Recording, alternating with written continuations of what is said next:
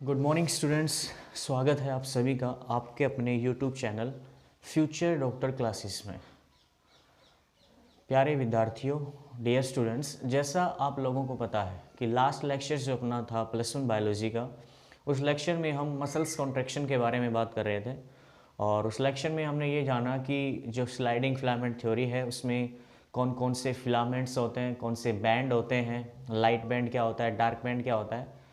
मैं उस टॉपिक को या उस पॉइंट्स को जो हमने लास्ट लेक्चर में डिस्कस किए थे, उन टॉपिक्स को दोबारा से आपको रिवाइज करवाने वाला हूँ इस लेक्चर के अंदर, क्योंकि after long time I think आप भूल गए होंगे सारा कुछ। तो उस चीज़ को थोड़ा सा रिकॉल करते हुए हम उस लेक्चर को थोड़ा सा रिवाइज करेंगे, देन फिर आगे कंटिन्यू करेंगे। ओके, तो स्टार्ट करते हैं muscles contraction, mechanism of muscles contraction. ठीक है,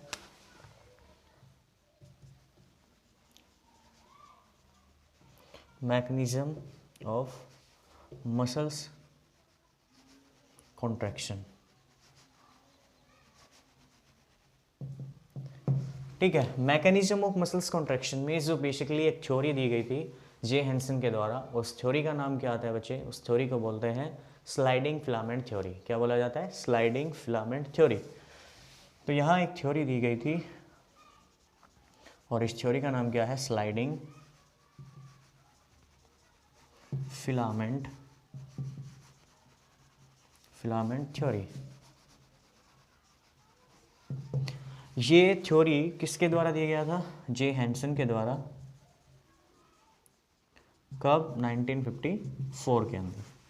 डियर स्टूडेंट्स, इस थ्योरी में जे हेंसन ने बताया कि जो मसल्स होते हैं उसमें फिलामेंट होते हैं, और कुछ फिलामेंट्स थिक होते हैं, कुछ थिन होते हैं, और वो फिलामेंट एक दूसरे के ऊपर स्लाइड करते हैं, जिसकी वजह से क्या होता है? मसल्स कॉन्ट्रैक्शन करता है और रिलैक्सेशन स्टेज के अंदर आता है।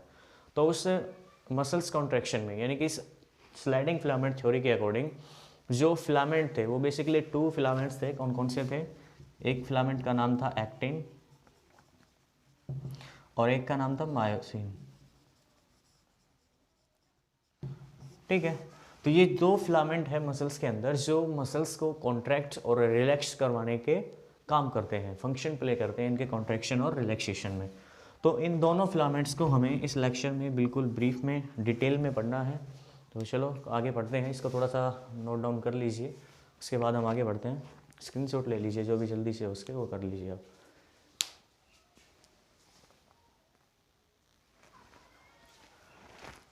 आई होप हो गया होगा। चलिए आगे बढ़ते हैं।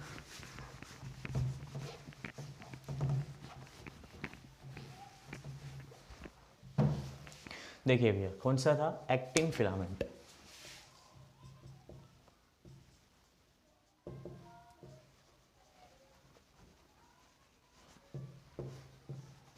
क्या है? Actin filament. तो एक्टिन फिलामेंट क्या होता है? थिक नहीं होता, ये थिन होता है। एक्टिन फिलामेंट क्या है? थिन फिलामेंट के नाम से भी जाना जाता है इसको। थिन फिलामेंट के नाम से भी जानते हैं एक्टिन फिलामेंट को। ठीक है, एक्टिन फिलामेंट जो होता है 3 पार्ट्स, यानी कि 3 पार्ट्स में 3 टाइप्स का होता है ये। जैसे इसकी जो यूनिट, सबसे स्मॉलेस्ट यूनिट होती है, वो क्या होता है? ग्लोबुलर एक्टिन होता है, जी एक्टिन। सेकंड आता है एफ एक्टिन। थर्ड आता है इसका G actin, F actin, and third आता है एक्टिन फिलामेंट।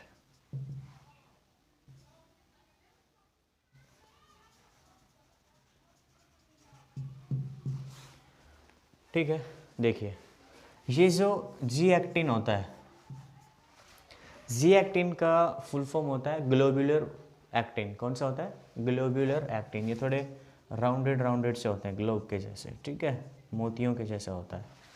ये होते हैं ग्लोबुलर एक्टिन। और दूसरा आता है एफ एक्टिन। एफ एक्टिन में क्या होता है बच्चे कि ये जो ग्लोबुलर एक्टिन है, ये एक थ्रेड के अंदर, मान लो अपने इस थ्रेड में इसको पिरो दिया हो, इसको डाल दिया हो, तो कैसा होता है? ऐसा दिखाई देता है। तो ये क्या है? Actin filament.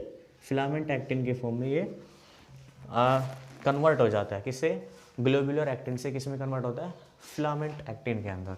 और उसके बाद ये जो एक्टिन फिलामेंट है, इस एक्टिन फिलामेंट में ये जो फिलामेंट एक्टिन है, ये एक दूसरे से वार्प होते हैं, लिपटे हुए होते हैं।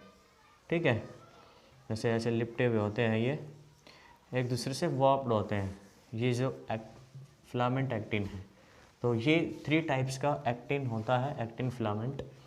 इसमें बेसिकली जो एक्टिन फिलामेंट है इसको हमने क्या कहा है, थिन फिलामेंट कहा है। और इस एक्टिन फिलामेंट पे क्या होते हैं, 2 प्रोटीन पाए जाते हैं, एक का नाम है ट्रोपोनिन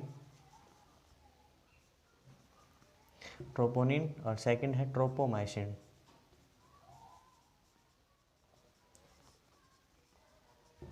ट्रोपोनिन एंड सेकंड होता है ट्रोपोमायोसिन। ये 2 टाइप के प्रोटीन्स हैं जो इन एक्टिन फिलामेंट्स पे लगे हुए होते हैं।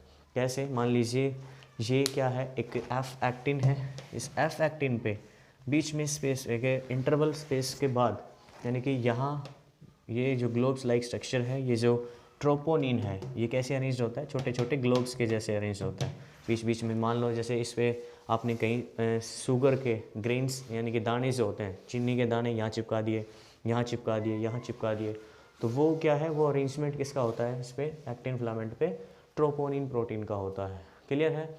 इसके बाद जो अपना नेक्स्ट टॉपिक आता है बच्चे, वो आता है ट्रोपोमायोसिन। तो ये जो ट्रोपोमायोसिन है ये इस एफ एक्टिन जो फिलामेंट होता है एक्टिन का, इस फिलामेंट एक्टिन के अंदर एक थ्रेड के जैसे इसके पैरेलल अरेंज्ड होता है। पैरेलल अरेंज्ड होता है कौन, ट्रोपोमायोसिन, एक धागे के जैसे लगा हुआ होता है इसमें। ठीक है, मान लो ये एक्टिन फिलामेंट है, इस एक्टिन फिलामेंट में एक सीधा धागा आप अगर हम बांध दें तो उस धागे को क्या कहेंगे हम, ट्रोपोमायोसिन। और जो छोटे छोटे ग्रेन्स ऑफ शुगर लगे हैं, मान लो यहाँ पे दाने लगा दिए, यहाँ लगा दिए, यहाँ लगा दिए, तो इनके अरेंजमेंट जो है, ग्रेन्स ऑफ शुगर का जो अरेंजमेंट है वो किसको रिप्रेजेंट करता है, ट्रोपोनिन को। तो ये कुछ था हमारा एक्टिन के बारे में, एक्टिन फिलामेंट के बारे में। क्लियर है। अभी हम बात करते हैं मायोसिन फिलामेंट के बारे में कि मायोसिन कैसा दिखाई देता है, ठीक है, कितने पार्ट्स में डिवाइडेड है। चलो इसको थोड़ा सा नोट डाउन करें, बाकी नोट डाउन करने का कुछ है नहीं, फिर भी थोड़ा सा रफली इसका चार्ट बना लीजिए, आपको काम आएगा बाद में। चलिए आगे देखते हैं।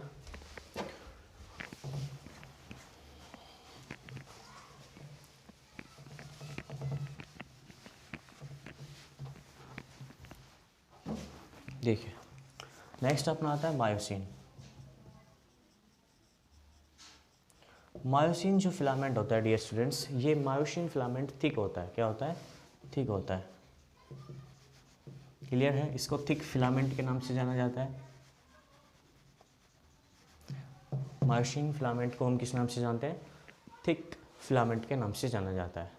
मायोसिन जो फिलामेंट है डियर स्टूडेंट्स, ये मायोसिन फिलामेंट्स 2 पार्ट में डिवाइडेड है, heavy meromyosin and light meromyosin. इसकी जो स्मॉलेस्ट यूनिट होती है उसको बोलते हैं मीरोमायोसिन,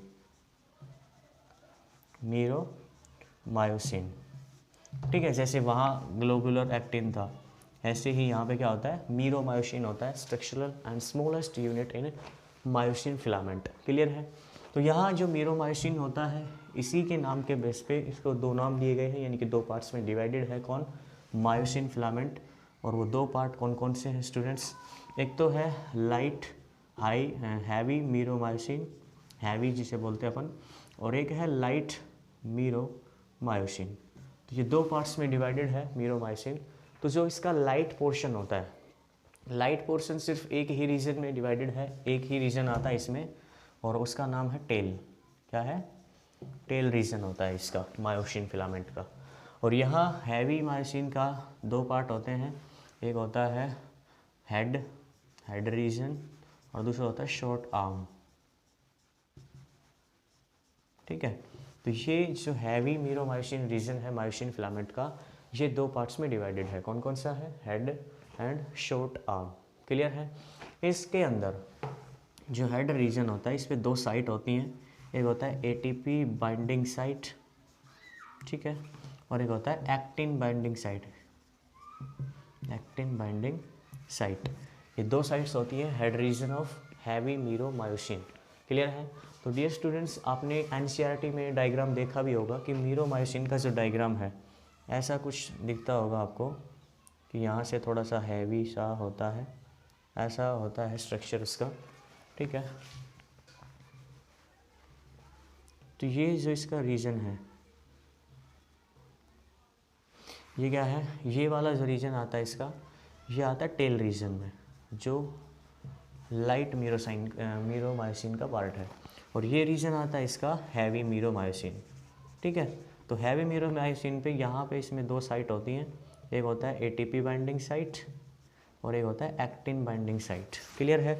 तो ये वाला जो रीजन है इसको बोलते हैं शॉर्ट आर्म, जो रीजन है इसका शॉर्ट आर्म रीजन होता है ये वाला, जिसे नेक भी अपन बोल सकते हैं नॉर्मली याद रखने के लिए। ये हेड रीजन हो गया इसका, ये नेक वाला रीजन। तो ये दोनों पोर्शन इसके जो हैं ये किस में आते हैं, हैवी मीरोमायोसिन के अंदर। तो ये था डियर स्टूडेंट्स किसके बारे में, अपना मायोसिन फिलामेंट के बारे में। इतना कुछ जानना था हमें। अब थोड़ा सा आगे बढ़ते हैं कि मैकेनिज्म ऑफ मसल्स कॉन्ट्रैक्शन होता क्या है। लेकिन उससे पहले एक चीज़ और क्लियर करना पड़ेगा हमें कि ये जो जेड लाइन क्या होती है, ठीक है, एस जोन क्या है, फिर एम लाइन क्या होती है, ओके, आई बैंड क्या है, ए बैंड क्या होता है। तो ये सारी चीज़ें क्लियर है, ये सारी चीज़ें हमें अभी पढ़ने हैं। उसके बाद फिर हम जाएंगे मसल्स कॉन्ट्रैक्शन पे। क्लियर है? तो एक बार इसको नोट डाउन करें, फिर हम आगे बढ़ते हैं नेक्स्ट टॉपिक पे।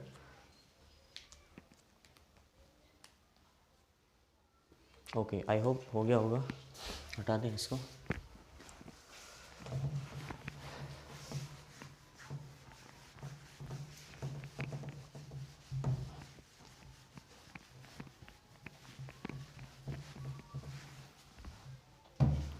देखिए स्टूडेंट्स, जो अभी अपना हमें पढ़ना है arrangement of in myosin and actin filament क्या होता है। देखिए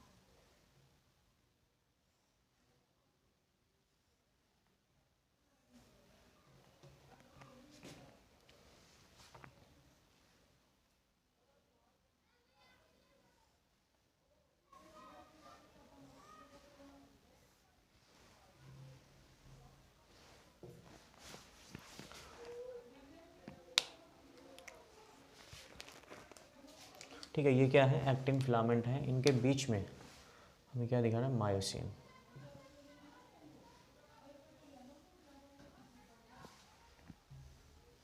ये क्या है, मायोसिन फिलामेंट।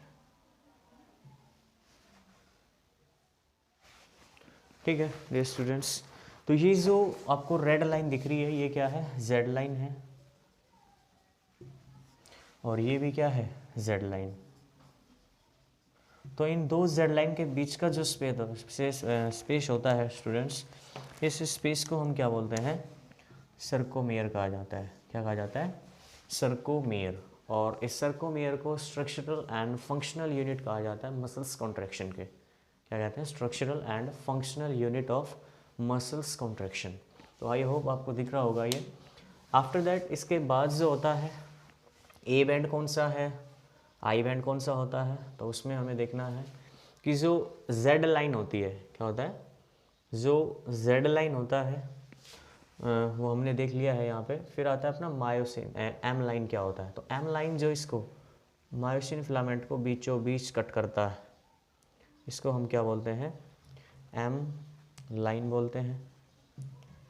ए बैंड कौन सा होगा, ए बैंड होता है यहाँ से और यहाँ तक वाला जो रीजन होता है, क्लियर है,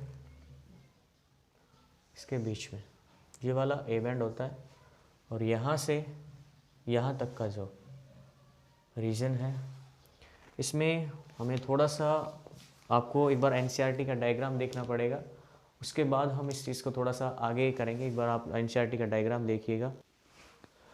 देखिए स्टूडेंट्स, ये डायग्राम थोड़ा सा यहाँ पे कंफ्यूजिंग हो गया है, सारा मिक्स हो गया है एक्टिन और मायोसिन आपस में। इसको थोड़ा सा सेपरेटली बनाते हैं एक बार फिर से, देखिएगा। आई होप आप लोगों ने एनसीईआरटी में चेक कर लिया होगा। कोई बात नहीं, अगर नहीं भी किया है तो हम इसको थोड़ा सॉर्ट आउट कर देते हैं। और देखिए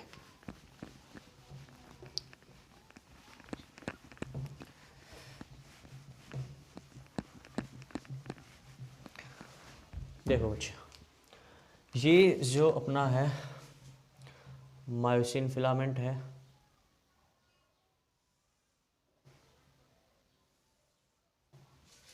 ठीक है, और साइड में इसके आता है एक्टिन फिलामेंट।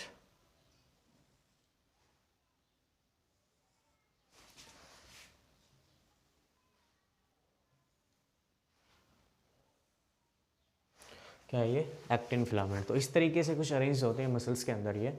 तो इसमें ये जो लाइन है, इस लाइन को क्या बोला जाता है? जैसा लास्ट में हमने बनाया था, इस लाइन को हम बोलते हैं जेड लाइन। क्या बोला जाता है इसको? Z line. ओके, ये भी क्या है? जेड लाइन है। और इन दो जेड लाइन के बीच का जो स्पेस होता है स्टूडेंट्स, इन स्पेस को हम क्या बोलते हैं? सर्कोमेयर कहा जाता है। क्या कहा जाता है? सर्कोमेयर। अब बात आती है सर डार्क बैंड क्या होता है, लाइट बैंड क्या होता है?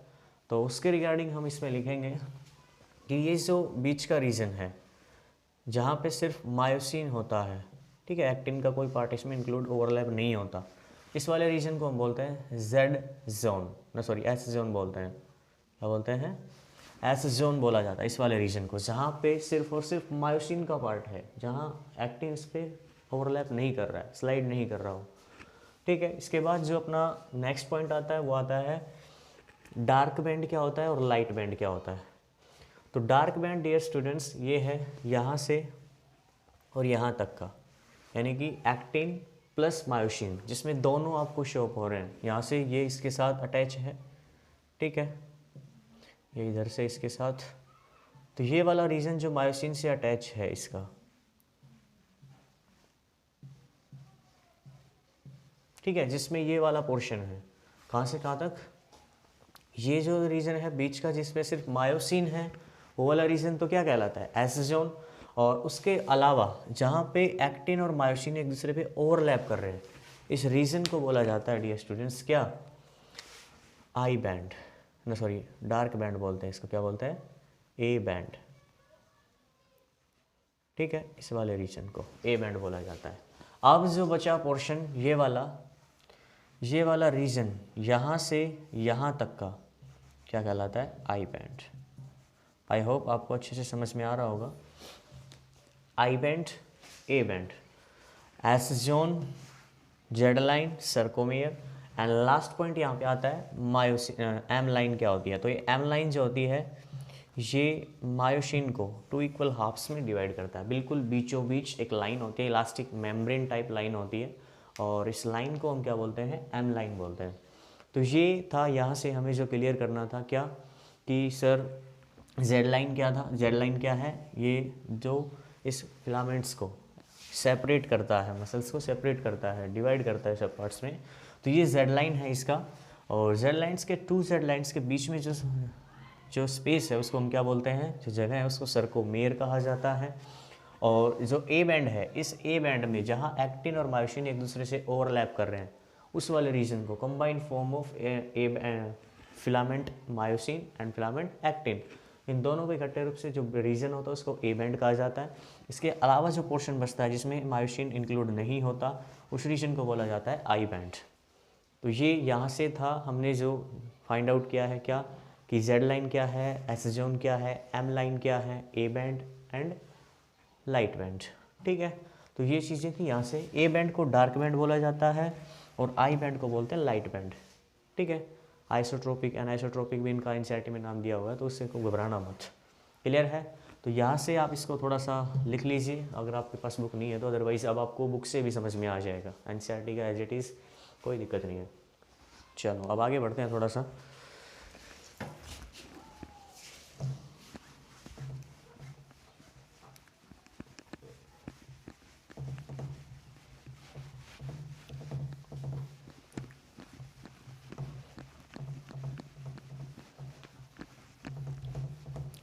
चलो आई होप अपने इस लेक्चर में इतना ही रखते हैं। इसके बाद जो अपना नेक्स्ट लेक्चर रहेगा उस नेक्स्ट लेक्चर में हम बात करेंगे मसल्स कॉन्ट्रैक्ट कैसे करता है, मैकेनिज्म ऑफ मसल्स। इस लेक्चर में हमने बात की स्लाइडिंग फिलामेंट थ्योरी की, जो इसके अंदर different type of filaments include होते हैं, उसके रिगार्डिंग जो उसने पॉइंट्स दिए, Z line, A band, I band, ठीक है। तो सारी चीज़ें हमने इसमें डिस्कस कर लिया है।